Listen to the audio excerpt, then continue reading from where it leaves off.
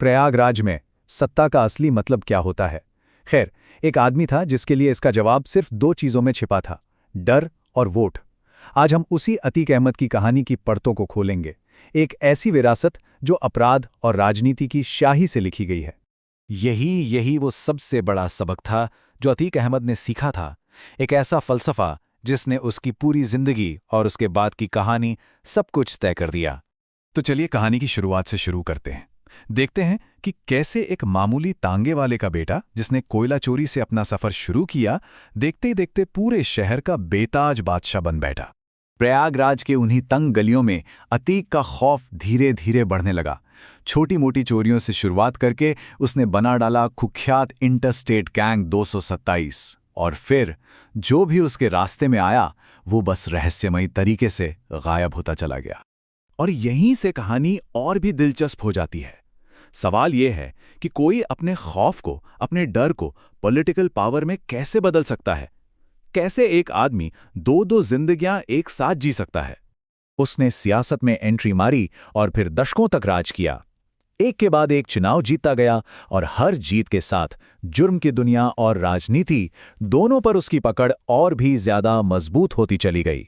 लेकिन एक तरफ ये राजनीतिक सफलता थी और दूसरी तरफ उसके खिलाफ दर्ज हो रहे क्रिमिनल केसों की लिस्ट लंबी होती जा रही थी।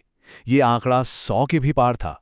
ये स्लाइड अतीक की इसी दोहरी जिंदगी की पूरी कहानी कहती है। देखिए, जनता के लिए वो थे माननीय जी, सफेद कुर्ते वाले एक रॉबिन हुड, लेकिन पर्दे के पीछे वही आदमी हत्या, अपहरण और फिरौती के इल्जामों से घिरा एक गैंग लीडर था। कमाल की बात यह है कि यही दोहरापन उसकी सबसे बड़ी ताकत थी। कहते हैं ना, आप जो बोते हैं वही काटते हैं।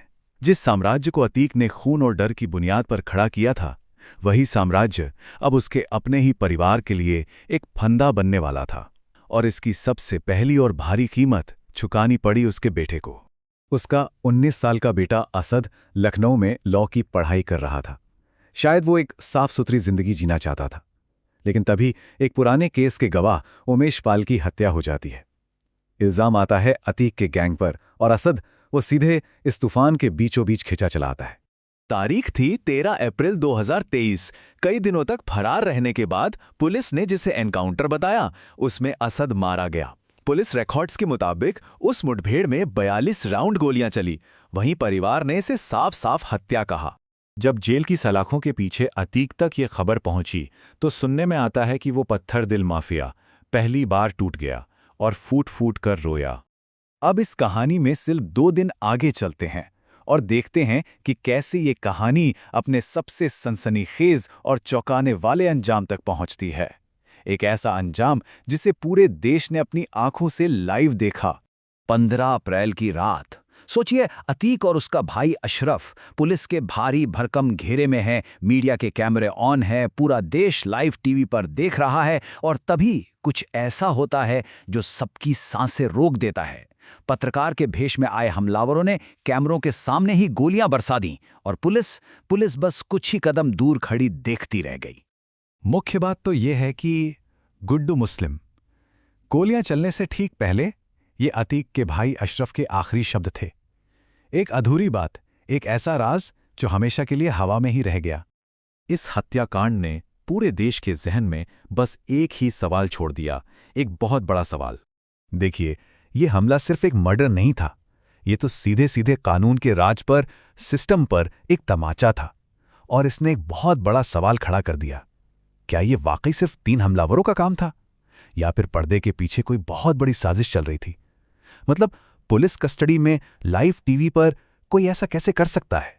हमलावरों ने तो कहा कि वे बस अपना नाम बनाना चाहते थे, लेकिन क्या बात इतनी सीधी थी? बहुत जल्द कई और थ्योरीज भी सामने आने लगी। कुछ ने कहा यह गैंगवॉर का नतीजा है, तो कुछ ने किसी गहरी राजनीतिक साजिश की तरफ इशारा किया। बात इतनी बड़ी थी कि भारत के सुप्रीम कोर्ट तक ने इस पर टिप्पणी की। कोर्ट का यह कहना कि इसमें किसी की मिलीभगत है, उस शक को और गहरा कर गया कि शायद हत्यारे अकेले नहीं थे, उनके पीछे कोई और भी था।